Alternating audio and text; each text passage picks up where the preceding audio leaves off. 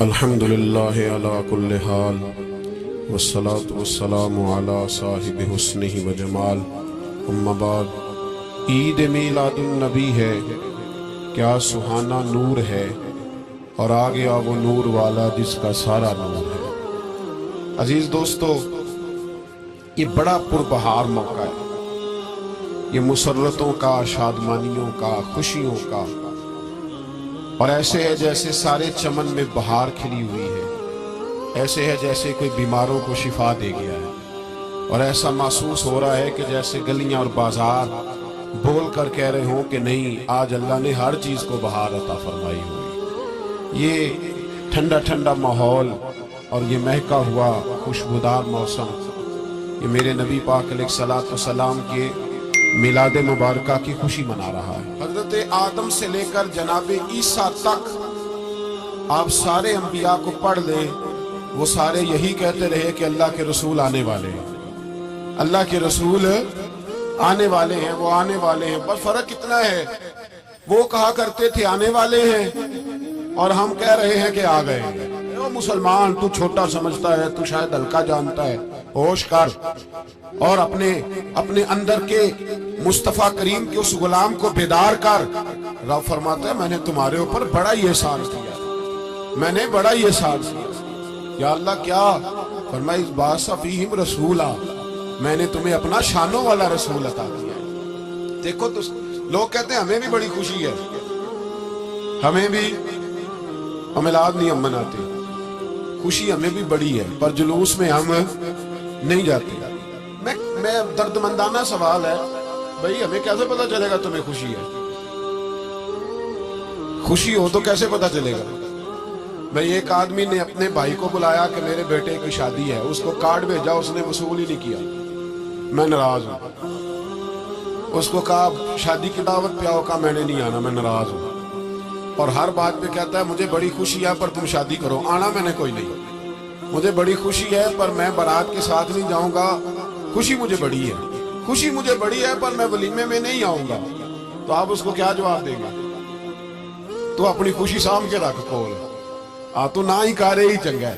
او بھائی، ہم یہ صرف کہہ رہے ہیں کہ مسرت کا اظہار تو کرو، خوشی کا اظہار تو کرو، تھوڑا سا تمہارے چہرے تو بتائیں کہ تمہیں مصطفیٰ کے آنے کی بڑی خوشی ہے۔ اور یاد رکھو، یہ میلاد شریف کا موقع پوری امت مسلمہ کو پیغام دیتا ہے، اور یہ موقع عالم کفر تک یہ پیغام پہنچاتا ہے کہ یہ قوم آج بھی سب سے زیادہ جڑی ہے تو اپنے نبی کے قدموں کے ساتھ جڑی ہوئی ہے۔ آپ کو پتہ ہے میلاد انقلاب کا نام ہے۔ میلاد جب تک نہیں ہوا تھا تو بیٹیاں زندہ دفن ہوتی تھی۔ آپ علماء سے یہ سن تو لیتے ہیں پر ذرا اس معاشرے کی بے حسی تو دیکھو۔ بیٹی جان ہوتی ہے باپ کی، بیٹی رونق ہوتی ہے گھر کی۔ وہ بھائی بیٹی جو اتنے وقار والی ہوئی تو آپ پڑھیے نا، حضرت داہیہ کلبی کہتے ہیں میں موجود تھا جب وہ شخص آیا تھا۔ لوگ 12 ربیع الاول کے اس معاملے کو معمولی واقعہ سمجھنے لگے۔ نہ بھائی، ہم تمہیں پیغام دے رہے ہیں، یہ معمولی واقعہ نہیں۔ حضرت داہیہ کلبی کہتے ہیں اس شخص نے آ کے عرض کی یا رسول اللہ صلی اللہ علیہ وسلم، میں نے 100 بچی زندہ دفن کی ہے، زندہ دفن۔ اور کہتے ہیں میری اپنی بیٹی، میں سفر پہ تھا تجارت پہ، تو میرے پیچھے سے میرے گھر میں بیٹی ہو گئی، میری بیوی نے اپنے میکے جا کے چھپا دی، میں واپس آیا تو اس نے کہا بچہ ہوا تھا، فوت ہو گیا، میں نے دفن کر دیا۔ جب بچی 4-5 سال کی ہوئی تو مجھے پتا چلا میری بیٹی ہے۔ کہتے ہیں میں اسے لایا اور میں نے اسے کہا میں تیرا باپ ہوں، تجھے تحفہ لے کے دوں گا، کھانا کھلاؤں گا۔ کہتے ہیں وہ میرے بالوں سے کبھی لپٹتی، کبھی میرے سینے پہ ہاتھ رکھتی، کبھی میرا ماتھا چومتی، پر میں اسے لے گیا اور لے جا کر میں نے گڑھا کھودا، اور اس گڑھے میں اس بچی کو جب رکھا، اس نے باہر آنا چاہا تو میں نے اس کے سر پہ ضرب لگائی، جب چوٹ لگائی تو وہ دوبارہ گڑھے میں گری۔ میرا ویسے وجدان کہتا ہے کہ جب سے میلاد ہو گیا ہے، آج کسی باپ کی بیٹی اگر چارپائی سے گر جائے تو شاید وہ ساری رات سو نہ سکے کہ بچی گر گئی ہے میری، کہتے میں نے چوٹ لگائی سر پہ، خون بہا تو وہ گری، میں نے مٹی ڈالی، وہ ابا جی کہتی رہی۔ داہیہ کلبی کہتے ہیں وہ بتا رہا تھا اور نبی کریم بار بار اپنی چادر کا پلو اٹھاتے تھے اور اپنے آنسو پوچھتے تھے، بار بار چادر کا پلو اٹھاتے تھے اور آنسو پوچھتے تھے، بار بار اٹھاتے تھے آنسو پوچھتے تھے۔ حضرت داہیہ کلبی کہتے ہیں حضور نے پوچھا تیری جرأت کیسے ہوئی، تو حوصلہ کہاں سے لایا؟ اس نے کہا محبوبہ پتہ نہیں، لیکن قربان جاؤں یا رسول اللہ صلی اللہ علیہ وسلم، میں نے آج سویرے آپ کے ایک صحابی کو یہ کہتے سنا ہے کہ وَمَا أَرْسَلْنَاكَ إِلَّا رَحْمَةً لِلْعَالَمِينَ، تو وہ یہ رحمت للعالمین کے لفظ ہیں، یہ تو میں نے اپنی مرتی ہوئی بیٹی سے سنے تھے۔ تو آج جب میں نے اس کی زبان سے سنے تو میں نے کہا تو انہیں جانتا ہے؟ کہا جانتا ہوں۔ کہا مجھے بھی لے چلے۔ تو حضور میں آپ کے دروازے آیا ہوں، رب معاف کر دے گا؟ تو میرے حبیب نے فرمایا چل پڑھ کلمہ، جو میرا کلمہ پڑھ دے اللہ اس کے سارے گناہ معاف کر دیا کرتا ہے۔ بھائی غلاموں کے ساتھ ظلم ہو۔ حضرت بلال حبشی، حضرت بلال کے بارے میں بڑے واقعات ملتے ہیں۔ ایک واقعہ بڑا منفرد لکھا ہے کتابوں میں۔ حضرت بلال سے لوگوں نے کہا آپ نبی پاک سے متاثر کیسے ہوئی؟ تو جناب بلال کہنے لگے میں زیادہ لوگوں کو، مکے کے لوگوں کو جانتا ہی نہیں تھا، کیونکہ میری ڈیوٹی تھی گھر میں کام کرنے کی، اور مجھے سخت سزا ملتی تھی امیہ بن خلف کی طرف سے۔ بلکہ تحقیق یہ ہے کہ یہ عبداللہ بن جدان کے غلام تھے۔ امیہ بن خلف نے تو جب انہوں نے کلمہ پڑھا تو پھر خریدا۔ عبداللہ بن جدان کہنے لگا میں فارغ نہیں، آپ لے لیں، آپ اس کو سزائیں دیں۔ تو کہتے میں ان کے گھر میں ہوتا تھا تو میں تو زیادہ لوگوں کو جانتا ہی نہیں تھا، کبھی مجھے موقع ہی نہیں ملا تھا باہر نکلنے کا۔ ہماری غلاموں کی کوئی زندگی نہیں ہوتی۔ آج تو ہر آدمی کہتا ہے نا میں کچھ چودھری سے لے کے کھاتا ہوں۔ یہ جو تیرے اندر حوصلہ ہے نا، یہ میرے رسول نے تجھے عطا فرمایا ہے، یہ میرے نبی نے تجھے دیا ہے، ورنہ تو غلام بکا کرتا ہے۔ یہ حوصلہ تجھے رسالت مآب نے دیا۔ حضرت بلال کہتے ہیں میں ایک دن مجھے بخار چڑھ گیا بڑا تیز، میں لوگوں کو جانتا نہیں تھا۔ فرماتے مجھے تیز بخار چڑھ گیا تو ٹھنڈ بڑی سخت تھی، میرے مالک نے مجھے کئی کلو جو دیے پیسنے کو چکی پہ۔ کہتے میں بیمار تھا تو میں نے کچھ دوائی لی جو اس وقت موجود ہوتی تھی، تو میں نے ایک لحاف لیا، دودھ پیا تو مجھے نیند آ گئی۔ جب میں سویا تو میرا مالک آ گیا، اس نے آ کر کے مجھے سوئے ہوئے دیکھا تو کھینچ کر کمبل اتارا، رضائی اتاری، لحاف اتارا، کہنے لگا اب تیری سزا یہ ہے کہ تو کھلے میدان میں بیٹھے گا، وہاں چکی پیسے گا، اور دوسری سزا یہ ہے کہ تجھے قمیض پہننے کی بھی اجازت نہیں۔ حضرت بلال کہتے ہیں تیز بخار، ٹھنڈ کا عالم، اور جب میں چکی پیس رہا تھا تو رو رہا تھا، اور میں پوچھ رہا تھا خدایا ہمارے نصیب۔ سیدنا بلال حبشی رضی اللہ تعالیٰ عنہ فرماتے ہیں میرے دروازے کے قریب سے رسول پاک گزرے اور مجھے ہائے ہائے کرتے دیکھا تو دستک دی۔ میں نے کہا کون ہے؟ دروازہ کھلے آ جاؤ۔ محبوب اندر آئے تو پوچھنے لگے کیوں رو رہے ہو؟ میں نے کہا جاؤ اپنا کام کرو، یہاں دکھ سارے پوچھتے ہیں مداوع کوئی نہیں کرتا۔ کہتے ہیں میں نے سخت جملے کہے معاذ اللہ، حضور چلے گئے، اور جب حضور جا رہے تھے تو میں کہہ رہا تھا بس جا رہے ہو نا، میں نے پہلے ہی کہا تھا جاؤ۔ کہتے ہیں قربان جاؤں تھوڑی دیر گزری تو اللہ کے رسول کے ہاتھ میں گرم دودھ کا پیالہ تھا، کھجوریں تھیں، حضور تشریف لائے اور کریم رسول نے مجھے کھجوریں دی، دودھ پلایا اور کہا چل جا کمبل میں بیٹھ جا۔ تو میں نے کہا چکی کون پیسے گا؟ وہ تو بڑا مارے گا۔ کہتے ہیں لوگو اس نبی کا میلاد اور معراج بھول نہ جانا، اس رسول پاک کی محبتوں میں کمی نہ آنے دینا، اس محبوب کا نعرہ ساری دنیا میں لگا دینا۔ فرماتے ہیں میرے حبیب کے میں قربان جاؤں، مصطفیٰ کریم نے فرمایا تو بیٹھ رضائی میں اور آج تیرے حصے کی چکی میں پیسوں گا۔ کہتے ہیں ساری رات حضور چکی پیستے رہے، ساری رات۔ سویرے میں اٹھا اور میرے حبیب پاک نے مجھے وہ سارا کچھ دیا اور خود چلے گئے۔ اگلی رات پھر آئی تو حضور پھر آ گیا، مجھے پھر رضائی میں لٹایا، دودھ پلایا اور ساری رات چکی پیسی۔ کہتے ہیں بس تیسرے دن حضور چکی پیس کے جانے لگے تو میں نے قدم تھام لیے، میں نے کہا ریبا دنیا ساری جھوٹ بولتی ہے، زمانہ سارا غلط کہتا ہے، جو غلاموں کے حصے کا کام کرے وہ اللہ کا سچا رسول ہوا کرتا ہے۔ میں دو چار باتیں آپ سے وہ والی کرنا چاہتا ہوں جو میلاد شریف پہ سننا ہمارے لیے بڑا ضروری ہے۔ میرے عزیزوں، جس طرح ہمارے ذمے ماں باپ کے حقوق ہیں، اسی طرح سے ہمارے اوپر ہمارے نبی کے بھی حقوق، یہ حقوق خود قرآن مجید نے بیان کیے، رسول پاک نے بیان کیے، صحابہ کرام نے بیان کیے۔ ہمیں قرآن و سنت سے وہ حقوق ملتے ہیں۔ ان میں پہلا حق یہ ہے کہ لِتُؤْمِنُوا بِاللَّهِ وَرَسُولِهِ، اللہ پہ بھی ایمان لانا ہے اور اللہ کے رسول پہ بھی، اور ایمان لانا تگڑا سارا۔ اس طرح نہیں کہ بات آپ کی صحیح ہے، رزق حلال کھانا چاہیے، پر گزارا بھی تو نہیں نہ ہوتا آرام کے بغیر، جھوٹ کے بغیر کام بھی تو نہیں نہ چلتا۔ یہ نہیں، جو حضور کہہ دے اس پہ ڈٹ جا، یہ ایمان ہے، یہ حق ہے نبی پاک کا۔ جو حضور کہہ دے اس پر تو ڈٹ جا۔ ایک صحابی تھے حضرت سراقہ بن مالک رضی اللہ تعالیٰ عنہ، نبی پاک نے فرمایا تھا اس وقت تک موت نہیں آئے گی۔ کسرا کا ایک بادشاہ تھا، تو وہ بڑے وزنی سونے کے کنگن پہنا کرتا تھا، اور جب وہ کوئی بات کرتا تھا نا، فیصلہ کرتا تھا تو کنگن ہلاتا تھا۔ عرب کے اندر مشہور تھا کنگنوں والا بادشاہ، سونے کے موٹے کنگن اس نے پہنے ہوئے۔ تو نبی پاک صلی اللہ علیہ وسلم نے حضرت سراقہ سے کہا تھا اس وقت تجھے موت نہیں آئے گی جب تک کسرا کے کنگن تیرے ہاتھوں میں نہیں آ جائے۔ ایک جنگ کا موقع تھا، کافر قلعہ بند ہو گئے، انہوں نے نا بہت بڑا ایک قلعہ تھا، بڑی دیواریں تھی، اندر سے کنڈی لگا لی، باہر نہیں نکلتے۔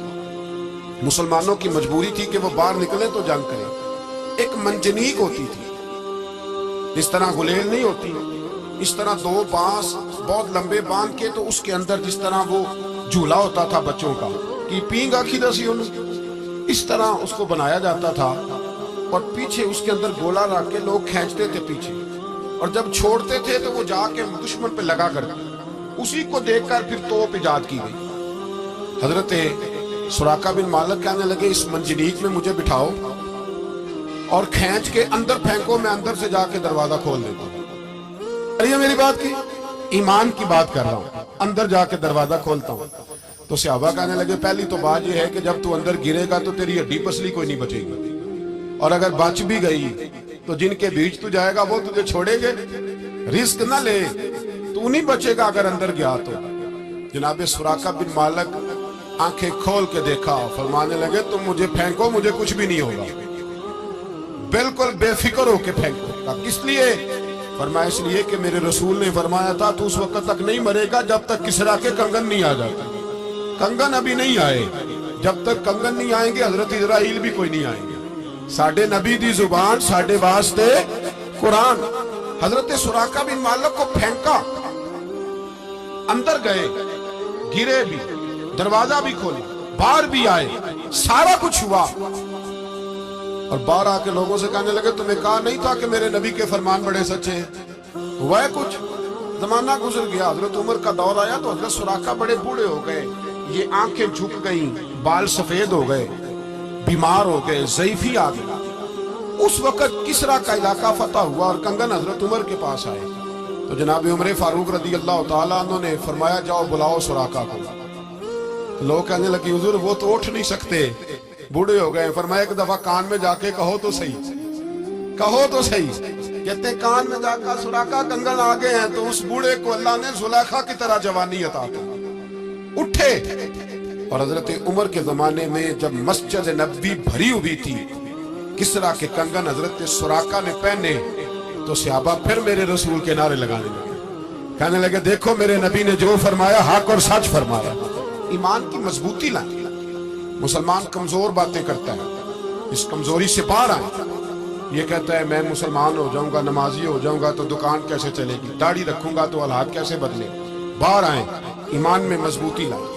پہلی بات حضور پہ ایمان لاؤ، دوسری بات نبی پاک کی تعظیم اور توقیر کرو، تعظیم میں مصطفیٰ کرو۔ کس طرح کرو، کس حد تک کرو، اس کی کیفیات کیا ہے، اس کا طرز کیا ہے، کتنی تعظیم کرنی ہے، تو وہ بھی عروہ بن مسعود ثقفی نے 1400 صحابہ کا کٹھا عمل بتایا ہے۔ جب وہ آئے نبی پاک کے پاس حدیبیہ کے موقع پر اور واپس گئے تو جا کے کہنے لگے میں دیکھ آیا ہوں، میں نے ساری زمانہ دیکھا ہے، پر جو ادب نبی پاک کی امتی اپنے نبی کا کرتے ہیں وہ میں نے کسی کا کرتے نہیں دیکھا۔ اور وہ ادب کس طرح کا؟ عروہ بن مسعود کہنے لگے ابو سفیان یار میں نے عجیب منظر دیکھا ہے کہ نبی پاک نے ناک سے ریچھ نکالی ہے، اور عثمان غنی جیسے مالدار آدمی نے اپنے ہاتھ پہ لے کے چہرے پہ مال لی ہے۔ میں نے عجیب منظر دیکھا ہے کہ حضور نے پانی منہ میں ڈالا کلی کرنے کے لیے، اور बलगम मुबारक निकली है तो अब्दुर्रहमान बिन औफ जैसा सरदार और सियाना बंदा उसको लेके चेहरों पे मल रहा है। और मैंने देखा उमर फारूक जैसे लोग, उस्मान गनी, मौला अली जैसे दलेर लाइनों में खड़े हुए कि हुजूर के जिस्म से लगे हुए पानी का एक कतरा हमें मिल जाए और उस कतरे के साथ हम अपने वजूद को मस करें ताकि अल्लाह हमें भी तबर्रक अता फरमा दे। सहाबा ने ताज़ीम रिसालत माब का वो मंजर बयान किया, वो कैफियत बयान की कि लोग आश्चर्य कर उठे अपने दिलों में हुजूर की ताज़ीम। और फिर है इताअत रसूल, जो हुजूर की फरमा बरदारी नहीं करता। नबी पाक ने फरमाया जो मेरा होगा वो मेरे साथ जन्नत में जाएगा। तो हुजूर आपका कौन है? फरमाया जो मेरी माने वो मेरा है। जो मेरी माने बोल के बताइए, हम किसके गुलाम हैं? बात किसकी मानते हैं? भाई गुलाम की अपनी मर्जी नहीं होती, उसकी अपनी मर्जी नहीं होती, उसकी अपनी चाहत नहीं होती। मर्जी वो जो उसके आका।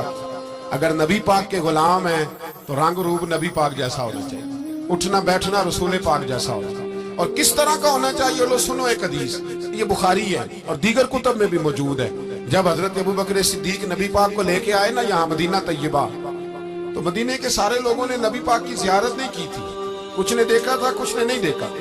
जब यहाँ लेके आए जनाब सिद्दीक अकबर तो कहते एक दरख्त के नीचे दोनों बैठ गए। अब हाल ये था कि जिस तरह के कपड़े हुजूर के थे जनाब सिद्दीक अकबर के भी उसी तरह के थे। जिस तरह का लिबास हुजूर ने इस्तेमाल किया उसी तरह, और जिस तरह का इमामा जनाबे महबूब ने बांधा वैसा ही जनाबे सिद्दीक अकबर ने। और सहाबा कहते हैं अगर इमामे का एक पेच कहीं से हुजूर का ढीला था ना तो जनाबे सिद्दीक अकबर का भी ढीला था। इस तरह हर चीज रंगी हुई थी हुजूर के रंग में। कच्चा रंग ललारी वाला ए जड़ा चढ़दा लैंदा रहिंदा, इश्क तेरे दा रंग मुहम्मद चढ़ जाए फेर नहीं लैंदा। तो कहते वो सारी कैफियत वही थी। अब मदीने के जिन लोगों ने देखा नहीं था ना, कुछ लोग तो नबी पाक से सलाम लेते हाथ चूमते बैठ जाते और कुछ हुजूर के पास ही ना आते, जनाब सिद्दीक अकबर के हाथ चूम के बैठ जाते। हजरत सिद्दीक अकबर समझ गए कि लोगों को धोखा हो रहा है। उन्होंने पता क्या किया, एक चादर ली, मौसम था गर्मी का और धूप निकली हुई थी, अगरचे साए में बैठे थे, फिर भी हजरत सिद्दीक अकबर ने नबी पाक के ऊपर साया कर दिया ताकि लोगों को पता चल जाए जो साया करने वाला है वो गुलाम है और जिस पर साया किया जा रहा है वो आका है। वो आका है, साया कर दिया जनाब। अब लोगों को पता चला। हमारे उलमा कहते हैं इस कदर ज्यादा जनाब सिद्दीक अकबर ने अपने आप को हुजूर के रंग में रंगा था कि कोई पहचान नहीं सकता। यहाँ तो भाई यूरोप के ममालिक में मुसलमान हुक्मरान खड़े होते तो पता ही नहीं चलता मुसलमान कौन सा है, ईसाई कौन सा है। जिस तरह की पैंटें उनकी हैं उसी तरह की इनकी है, जिस तरह के चेहरे उनके हैं उसी तरह के इनके। मुसलमान की इनफिरादियत है, उसका रंग रूप बताता है कि ये रसूल पाक का मानने वाला है। अब यहाँ एक बात और मैं कर जाऊँ, लतीफ बात है। यहाँ बुजुर्ग फरमाते हैं वो चंद मिनटों के लिए साया किया था जनाब सिद्दीक अकबर ने नबी पाक के ऊपर, चंद मिनटों के लिए। तो हुजूर ने उसका सिला ये दिया है कि कयामत तक हजरत सिद्दीक अकबर की कब्र पे अपने गुंबद का साया कर दिया है, कयामत तक के लिए साया। और हुजूर का हक है, उम्मत पर हक है नबी पाक का कि उम्मत हर चीज से बढ़कर अपने रसूल से मोहब्बत करे, हर चीज से। हाँ, बेटा ज्यादा प्यारा नहीं होना चाहिए, नबी पाक ज्यादा प्यारे होने चाहिए। माल ज्यादा प्यारा नहीं होना चाहिए, हुजूर ज्यादा प्यारे होने चाहिए। हर चीज से बढ़कर हुजूर से मोहब्बत करें। हजरत इमाम मालिक रहमतुल्लाह ताला अलैह हारून रशीद के बेटे ने कद्दू पकड़ा हुआ था। कद्दू के साथ थोड़ी सी टहनी होती है, तो वो जो कद्दू को घुमा रहा था। इस नजाकत को समझे। लोग कहते हैं मौलवी शोर करते हैं, जुलूस निकालते हैं। नबी पाक के साथ उम्मत का रिश्ता नाजों की बड़ा है, इस नजाकत को समझा कर। कद्दू पकड़ा हुआ था तो कद्दू के साथ टहनी थी तो बच्चा घुमा रहा था। इमाम मालिक उठ के गए और हारून रशीद के बेटे से कहने लगे, बेटे ये कद्दू नहीं, ये खाना नबी पाक की सुन्नत भी है और कद्दू शरीफ हुजूर को पसंद भी बड़ा था, इस तरह का इसको ना घुमा। कोई और सब्जी होती तो मैं तुझे ना कहता। वो बच्चा था ना जवान, उसने तवज्जो ही ना की। थोड़ा आगे जाके तो फिर घुमाने लगा।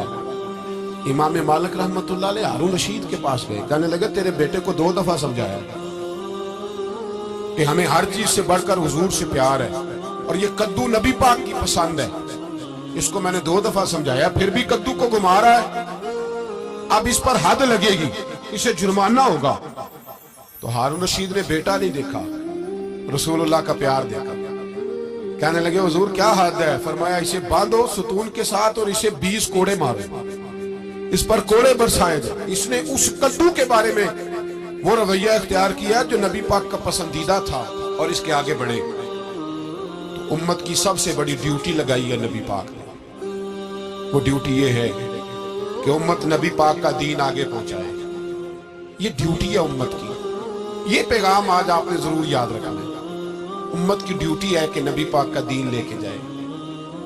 मदीने में मरने की बड़ी फजीलत है ना, लेकिन हजरत बिलाल की कब्र कहां है? मुल्क के शाम में। अगर वो फजीलत देखते रहते ना कि मदीने में दफन होगा तो सीधा जन्नत में जाऊंगा, काम नहीं कर सकते। अगर वो फजीलत देखते रहते, मदीने में मरने की बड़ी फजीलत है, पर हजरत साद बिन अबी वकास की कब्र चाइना में, मदीना के अंदर विशाल की बड़ी फजीलत है, पर हजरत अबू अयूब अंसारी की कब्र तुर्की में। भाई सहाबा फैल गए, गली गली नगर नगर गए, उन्होंने जगह जगह जाके नबी पाक का दीन फैलाया। तू 10,000 मस्जिद देख के फारिग हो जाता है? तू लोगों को कौन कौन निकलेगा दीन के लिए, कौन बात करेगा? यहाँ लोग बड़ी जुबानें खोल खोल के कहते हैं उलमा कुछ नहीं करते, मौलवी सो गए। ओ खुदा के बंदो, 10-10 हजार रुपया लेके ये लोग 5 वक्त मस्जिदों में अजानें पढ़ते हैं। और कभी इन लोगों के दुखों को जाके देखो तो पता चले क्या हशर है, क्या प्रोटोकॉल है मौलवी का मुआशरे में, क्या एहतराम रह गया है, कौन सा दर्जा है। जिसका दिल करता है वो 2-4 बातें करके गुजर जाता है।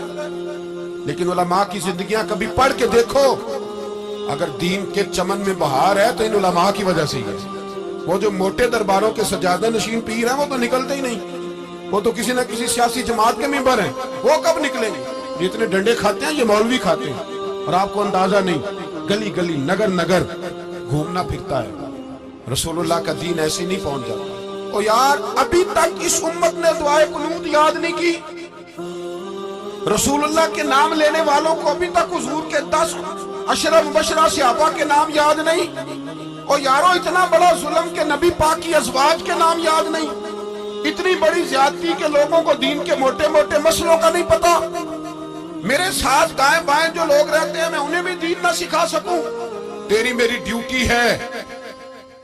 हक ने कर दी है दोरी दोरी खिदमतें तेरे सुपुर्द, खुद तड़पना भी है औरों को तड़पाना भी है। मैदान में निकलना है करिया करिया, कूचा कूचा, नगर नगर। रसूलुल्लाह सल्लल्लाहु अलैहि वसल्लम के गुलामों, काम अभी खत्म नहीं हुआ। इकबाल कहा करते थे, नूर तौहीद का इत्माम अभी बाकी है। अभी दूर दूर तौहीद का नूर फैलाना है। 4.5 अरब काफिर को मुसलमान करना है। जो मुसलमान दीन से दूर है उन्हें करीब लाना है। हमारे जवानों को गलत गाइड किया जा रहा है। इन्हें बताया जा रहा है बुत पूजने वाला भी किसी न किसी रंग में अल्लाह कोई पूछता है। हुक्मरान कहते हैं चर्च भी चले जाओ तो कोई हर्ज नहीं, होली दिवाली में भी चले जाओ तो कोई हर्ज नहीं। और जालिमों, तुम्हें शर्म नहीं आई? तुम्हें खबर ना हुई कि जिन बुत पूजने वालों की होली में तुम गए हो, इन बुतों के खिलाफ ही तो सारी जिंदगी मेरे नबी ने जिहाद किया है। इन बुतों के साथ ही, इन बुतों के मानने वालों के खिलाफ ही तो हुजूर निकले। तुम उनके पास चले गए जिनके खिलाफ हुजूर जिहाद करते रहे। हमें निकलना है, हमें 1 2 3 4 करके। आप यकीन करें, मैं तो कहा करता हूं, कोई आदमी अपनी दुकानदारी चमकाने के लिए भी इस दौर में दीन का काम करता है तो उसकी भी मेहरबानी। ओ चलो, नाम तो ले रहा है, कुछ कर तो रहा है। हालात इतने गंभीर हो गए हैं कि आप सोच नहीं सकते। हमारे जवानों को धैर्य बनाया जा रहा है। ऐसी ऐसी चीजें सोशल मीडिया के जरिए हमारे घरों के अंदर आ गई है कि हर चीज बिखरी हुई है। मैं मुस्बत बात करने का आदी हूं। मैं ये दरस देता हूं आज के दिन उम्मत मुस्लिमा को। इतना बड़ा पिंडाल और सारा भरा हुआ, हजारों लोग यहाँ आए हैं। अभी एक साथी मुझे कह रहे थे, आज तो वाकई आपने ईद बना दी है। ऐंज तो ईद पढ़न चाहिए है आज तो आपने। तो मैंने कहा, मैं हम कौन होते हैं ईद बनाने वाले? ये तो ईद महबूब को पैदा करने वाले ने बनाई। ये तो वाकई ईद का समा लग रहा है। अजीज भाई, याद रखो, आज के दिन मुसलमान को अहद वफा करना है कि वो हुजूर का दीन सीखेगा भी और सिखाएगा भी। और मेरी अपील है, जो आदमी दीन की जहां भी नौकरी कर रहा है, اس کا عقیدہ اگر ٹھیک ہے، وہ جہاں بھی نوکری کر رہا ہے تو مہربانی کرو، حمایت نہیں کر سکتے تو مخالفت کسی کی بھی نہیں۔